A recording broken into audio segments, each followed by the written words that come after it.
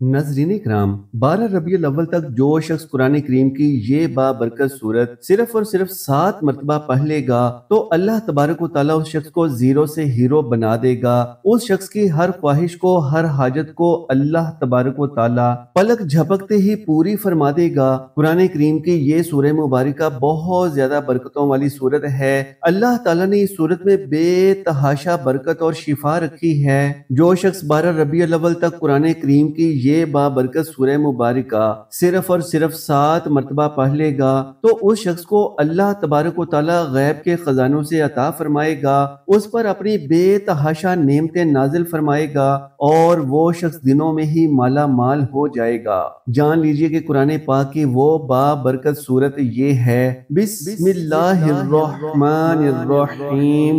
ناظرین کرام، آج کی اس اسلامی معلوماتی ویڈیو میں اللہ کے غیبی خزانوں سے مدد حاصل کرنے والا عمل بھی بتائیں گے جو صرف ایک قرآنی صورت کا عمل ہے، اور اس عمل کے ساتھ ہی ساتھ انتہائی معتبر ذرائع سے اخذ شدہ دولت کے ڈھیر لگانے والا ایک ایسا راز بھی بتائیں گے کہ جو شخص اس راز کو جان لے اور اس پر عمل کر لے تو پھر اس پر دولت کی دیوی مہربان ہو جاتی ہے۔ زمین ایسے شخص کے لیے اپنے خزانے اگل دیتی ہے اور آسمان سے ایسے شخص پر رزق اور مال و دولت کی برسات ہونے لگتی ہے۔ یہ عمل بھی بتائیں گے۔ آج کی یہ معلوماتی ویڈیو انتہائی اہم ہے، ویڈیو کو آخر تک ضرور دیکھیے گا تاکہ آپ اس میں بتائی گئی معلومات سے درست طریقے سے استفادہ حاصل کر سکیں، کیونکہ دولت کی خواہش ہر انسان کی محبوب ترین خواہش ہے۔ ناظرین، اس دنیا میں بے پناہ دولت حاصل کرنے کا ایک ایسا راز بھی ہے جو لوگوں کی زبان پر تو کم ہے مگر اللہ کے وعدوں میں بالکل واضح ہے۔ وہ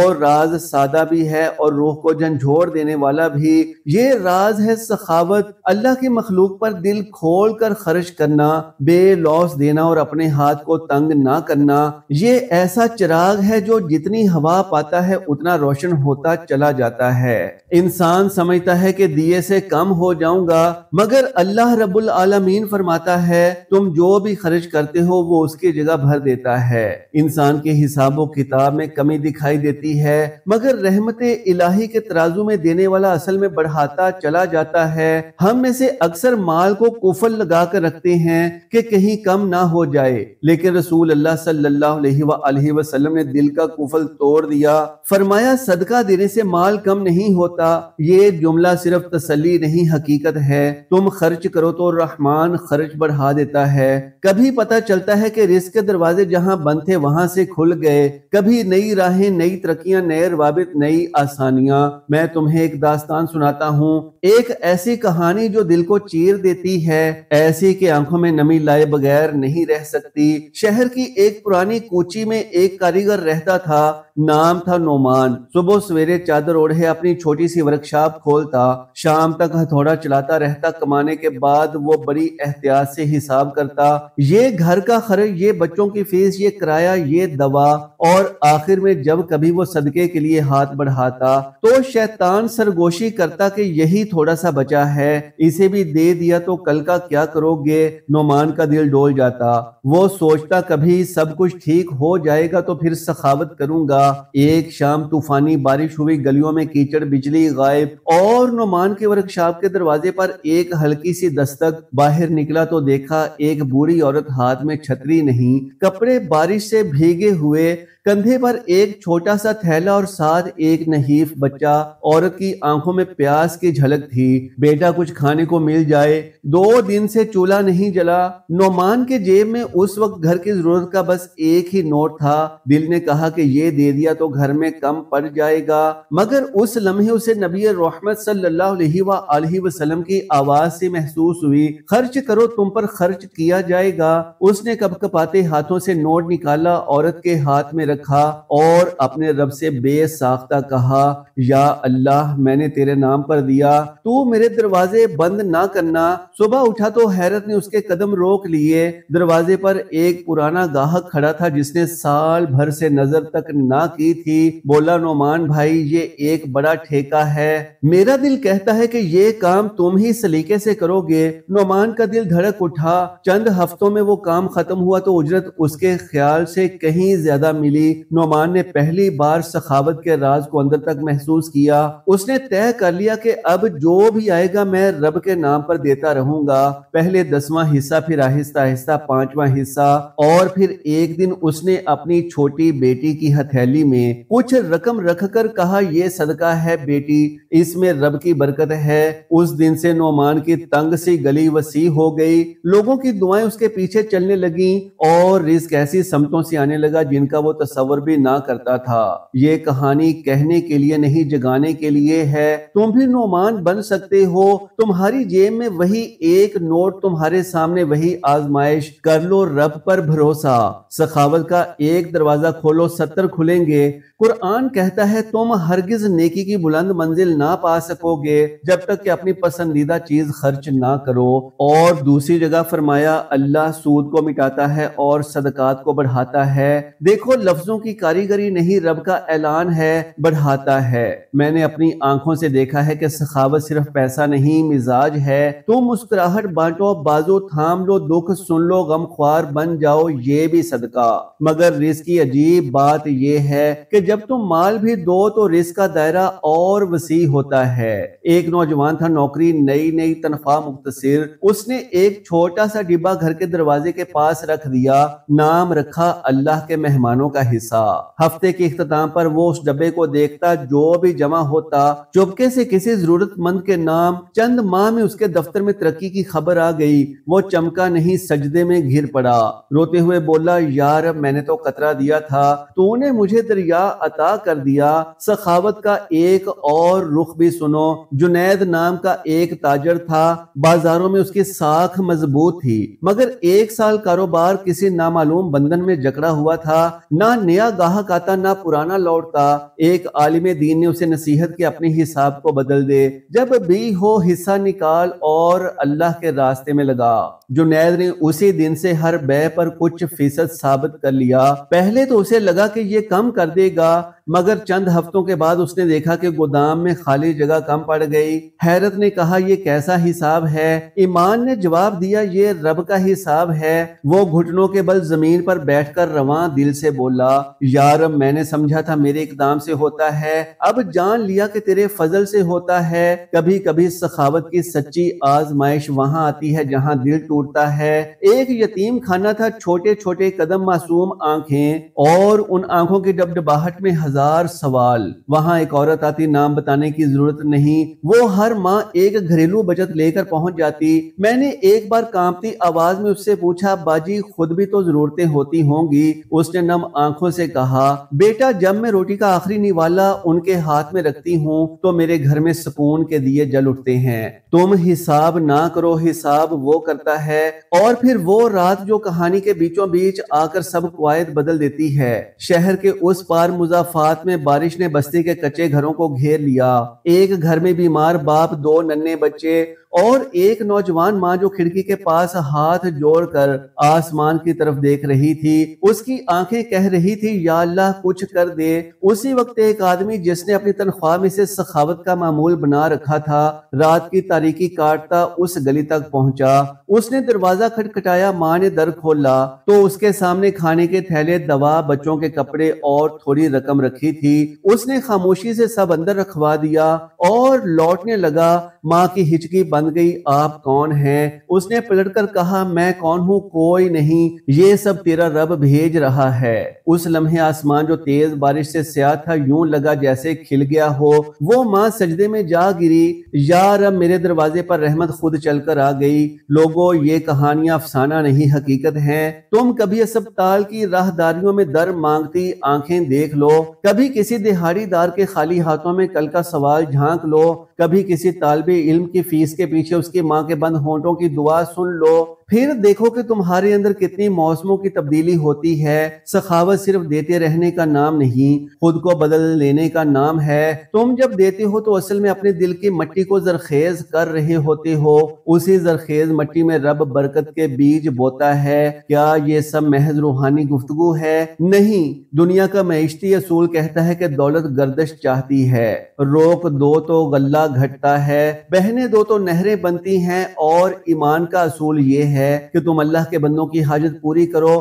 اللہ تمہاری حاجتیں پوری کر دے گا۔ کبھی نئے وسائل پیدا ہوں گے، کبھی غیر متوقع مدد نکل آئے گی، کبھی اچانک اخراجات کم ہو جائیں گے، کبھی ڈوبتی کشتی کے نیچے سے پتوار نکل آئے گا۔ جو بندہ سخاوت کے راز پر چل پڑتا ہے اس کے راستے میں نور کے چراغ رکھ دیے جاتے ہیں۔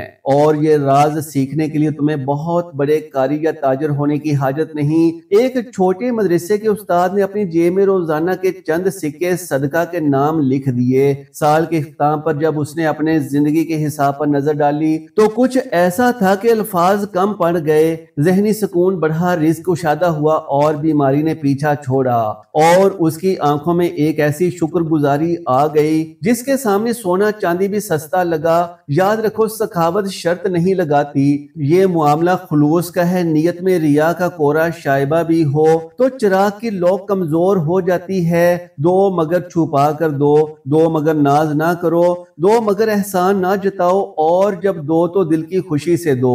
اللہ کو خوش دل محبوب ہے۔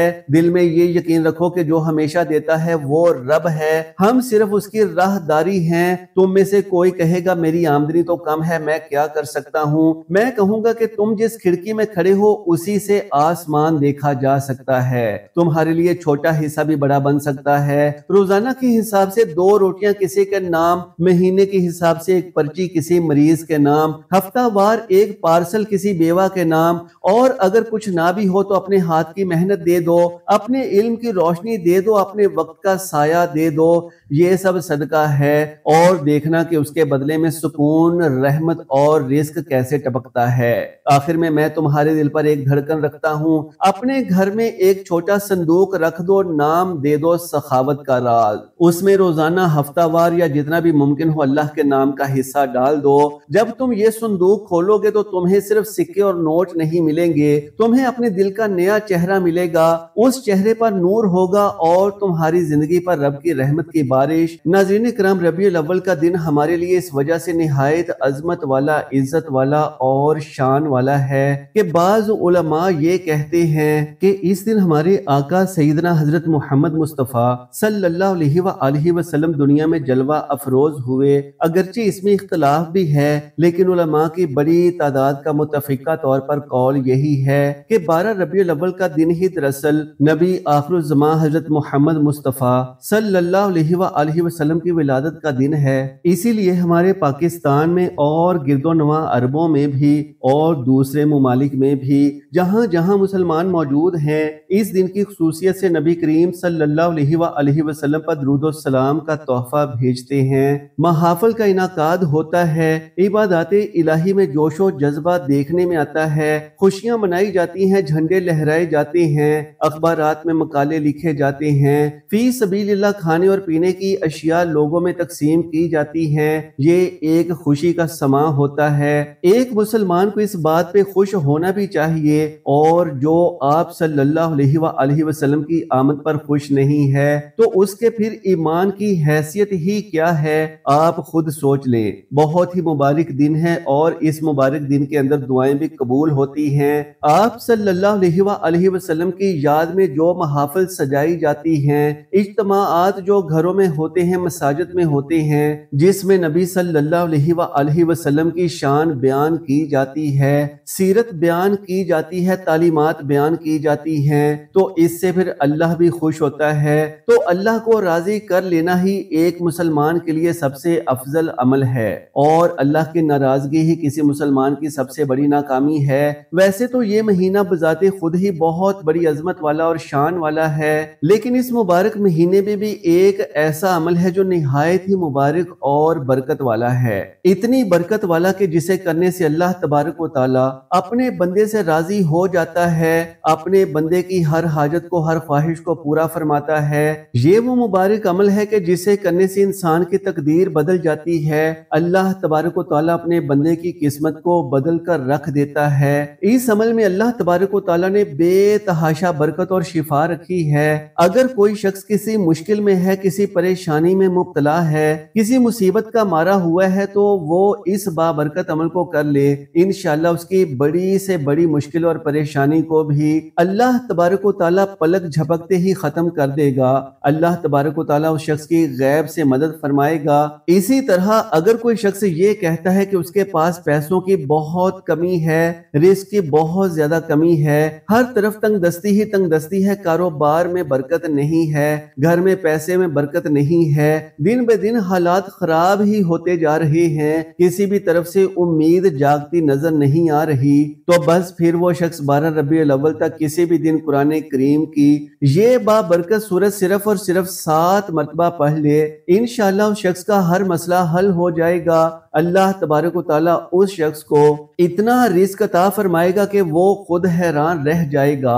اللہ تعالیٰ اس شخص کو دنوں میں مالدار بنا دے گا، اس شخص کے حالات پلک جھپکتے ہی بدل جائیں گے، وہ شخص غریب سے امیر ترین بن جائے گا انشاءاللہ۔ بس قرآن کریم کی یہ مبارک سورت صرف اور صرف 7 مرتبہ پڑھ لے۔ اس کے ساتھ ہی ساتھ دولت کا ایک ایسا راز بھی ہے کہ جس انسان کے ہاتھ یہ راز لگ جاتا ہے پھر اسے اس دنیا میں اپنے رب کے علاوہ کسی مخلوق کے سامنے ہاتھ اٹھانے کی ضرورت نہیں رہتی۔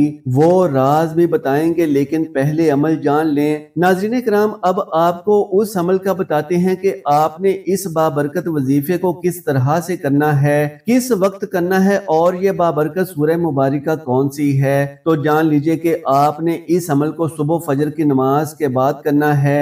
آپ جیسے ہی صبح فجر کی نماز ادا کر لیں تو پھر آپ نے اسی جگہ پر بیٹھے رہنا ہے اور سب سے پہلے نبی کریم صلی اللہ علیہ وآلہ وسلم پر درود پاک پڑھنا ہے۔ جان لیجئے کہ درود پاک آپ کوئی سا بھی پڑھ سکتے ہیں، پر اگر آپ ہماری رائے لینا چاہیں تو کوشش کیجئے گا کہ درود ابراہیمی پڑھ لیں، کیونکہ یہ سب سے افضل ترین درود پاک ہے۔ ایک مرتبہ ثواب کی نیت سے ہمارے ساتھ بھی پڑھ لیجئے۔ بسم اللہ الرحمن الرحیم، اللہم صلی علی محمد وعلی آل محمد کما صلیت علی ابراہیم وعلی آل ابراہیم انک حمید مجید، اللہم بارک علی محمد وعلی آل محمد کما بارکت علی ابراہیم وعلی آل ابراہیم انک حمید مجید۔ جان لیجئے کہ آپ نے 3 مرتبہ درود پاک پڑھ لینا ہے۔ اس کے بعد آپ نے قرآن کریم کی یہ سورہ مبارکہ پڑھنی ہے جو کہ سورہ مزمل ہے۔ جی ہاں ناظرین، یہ وہ بابرکت سورہ مبارکہ ہے کہ جسے آپ نے 7 مرتبہ پڑھنا ہے۔ یہ وہ بابرکت سورت ہے کہ جس میں اللہ تبارک و تعالیٰ نے بہت زیادہ برکت اور شفا رکھی ہے۔ ناظرین کرام، جان لیجئے کہ سورہ مزمل کی بدولت بندہ اللہ تبارک و تعالیٰ کے قریب ہوتا ہے اور بندے کو اللہ تبارک و تعالیٰ کا قرب حاصل ہوتا ہے۔ اس سورہ مبارکہ کی برکت سے اللہ تبارک و تعالیٰ اپنے بندے کی ہر پریشانی کو ختم کر دیتا ہے، اس کے دل کو سکون عطا فرماتا ہے اور اس کے رزق میں بے تحاشا برکت عطا فرماتا ہے، یعنی اس کے رزق کو بڑھا دیتا ہے، اس کی تنگ دستی کو جڑ سے ختم کر دیتا ہے۔ ناظرین کرام، ایک روایت میں آتا ہے کہ جو شخص سورہ مزمل کو پابندی کے ساتھ پڑھتا ہے تو اللہ تبارک و تعالیٰ اس شخص کے دل سے خوف اور پریشانی کو ختم کر دیتا ہے، یعنی دور فرما دیتا ہے اور اس کے رزق میں کشادگی عطا فرماتا ہے۔ سبحان اللہ۔ ناظرین کرام، جان لیجئے کہ آپ نے اس سورہ مبارکہ کو صرف اور صرف 7 مرتبہ پڑھنا ہے۔ جب آپ یہ سورت پڑھ لیں تو پھر آپ آخر میں دوبارہ 3 مرتبہ درود پاک پڑھ لیں اور یاد رہے کہ وہی درود پاک پڑھنا ہے جو آپ نے شروع میں پڑھا تھا۔ اس طرح آپ کا یہ بابرکت عمل مکمل ہو جائے گا۔ جان لیجئے کہ آپ نے اس عمل کو 12 ربیع الاول تک کسی بھی دن کر لینا ہے۔ جب آپ یہ سارا عمل کر لیں تو آخر میں آپ نے اللہ تبارک و تعالیٰ سے رو رو کر گڑ گڑا کر دعا کرنی ہے۔ انشاءاللہ اللہ تبارک و تعالیٰ آپ کی ہر حاجت کو، آپ کی ہر خواہش کو پورا فرما دے گا اور آپ کو مشکلوں سے، پریشانیوں سے، طرح طرح کی بیماریوں سے نجات عطا فرما دے گا۔ جان لیجئے کہ گھر کے اندر اگر عاقل بالغ مرد و عورتیں موجود ہیں تو سارے ہی پڑھیں، لیکن اگر ایسا نہیں کر سکتے تو کم از کم ایک آدمی تو لازمی پڑھے، اور جو آدمی پڑھے وہ پھر دعا مانگے اللہ کی بارگاہ میں، تو اس عمل کے بعد جو بھی دعا اللہ سے مانگی جائے گی وہ اللہ کی بارگاہ میں رد رد نہیں کی جائے گی بلکہ مقبول ہو جائے گی۔ اب قبولیت کے مختلف درجے ہیں، یعنی یا تو وہ دعا فوراً قبول ہو جائے گی، یا کچھ دیر کے بعد قبول ہو جائے گی، یا پھر اللہ کے ہاں جو مانگ رہے ہیں وہ تو نہیں ملے گا، لیکن اس سے بہتر اور افضل چیز اللہ عز و جل اپنی بارگاہ سے اس بندے کو عنایت فرما دے گا۔ اور آخری اور سب سے اہم اجر جو اس دعا کا ملے گا وہ یہ کہ وہ دعا آخرت کے لیے ذخیرہ کر لی جائے گی، اور اس کے عوض پہاڑ کے برابر اجر اللہ پاک بندے کو قیامت کے روز عطا فرمائیں گے۔ اور یہ اجر دیکھ کر بندہ کہے گا کہ کاش میری کوئی دعا دنیا میں قبول نہ ہوئی ہوتی اور تمام دعاؤں کا اجر مجھے آج کے دن دے دیا جاتا تو کیا ہی بات ہوتی، کیونکہ جو اجر روز قیامت ملے گا وہ کبھی نہ ختم ہونے والا ہوگا۔ لیکن جو چیز اس دعا کے نتیجے میں ہمیں اس دنیا میں دی جاتی ہے وہ بھی فانی اور یہ دنیا بھی فانی، لیکن ظاہر ہے کہ دنیا میں ہمیں رہنے کے لیے ضرورتوں کا سامنا ہے، اور ہمیں اس دنیا میں اپنی ضرورتیں پوری کرنے کے لیے بھی اللہ سے مدد مانگنی ہے، اور اللہ کریم ہی ہے جو کہ اپنے بندے کی مشکل کو حل کر سکتا ہے اور اپنے بندے کی مدد کر سکتا ہے۔ لہٰذا بات کرنے کا مقصد یہ ہے کہ ایسا نہیں کہ دنیا کو ہم چھوڑ دیں، لہٰذا اللہ کریم سے اس دنیا میں بھی اللہ سے اپنی ضرورتوں کو پورا کرنے کے لیے رزق کثیر مانگیں، تاکہ اپنی ضرورتیں پوری کرنے کے لیے اور غریبوں کی مدد کرنے کے لیے اللہ ہمیں اپنے غیب کے خزانوں سے رزق کثیر عطا فرمائیں۔ ناظرین کرام، اس وظیفے کی برکت سے انشاءاللہ العزیز جو بھی رب تعالیٰ سے مانگیں گے وہ ضرور عطا فرمائے گا، لیکن اگر آپ کی دعا فوری قبول نہ ہو تو یہ بالکل بھی گھبرانے والی بات نہیں۔ اللہ عز و جل ہم سے بہتر جانتا ہے کہ کس وقت عطا کرنا ہے اور کتنا عطا کرنا ہے، یا پھر وہ دعا ہمارے لیے آخرت کے دن کے لیے ذخیرہ کر لینا ہے۔ اے اللہ ہمارے دلوں میں سخاوت بسا دے، ہمارے ہاتھ کھلے رہیں، ہمارے عہد سچے رہیں، ہمارے ارادے خالص رہیں، ہمیں ان لوگوں میں شامل کر جن کے بارے میں نبی رحمت صلی اللہ علیہ وآلہ وسلم نے فرمایا کہ دینے سے ان کا مال کم نہیں ہوتا۔ اے رب ہمیں ان راہوں پر چلا جہاں دیے کا ذوق بڑھتا ہے، جہاں رحمت کے دروازے کھلتے ہیں، جہاں رزق ندیوں کی طرح بہتا ہے۔ ہم سب کے دلوں میں یہ راز محفوظ فرما کہ دولت کی دیوی نہیں، رب کریم مہربان ہوتا ہے اور وہ ان پر مہربان ہوتا ہے جو اس کے بندوں پر مہربان ہوتے ہیں۔ آمین ثم آمین۔ ناظرین کرام، آخر میں آپ سے درخواست ہے کہ ہماری آج کی اس معلوماتی ویڈیو کو لائک اور شیئر کر دیجئے اور ہمارے اسلامی و اصلاحی چینل کو سبسکرائب کر لیجئے۔ جزاک اللہ خیرا کثیرا۔ اللہ ہم سب کا حامی و ناصر ہو۔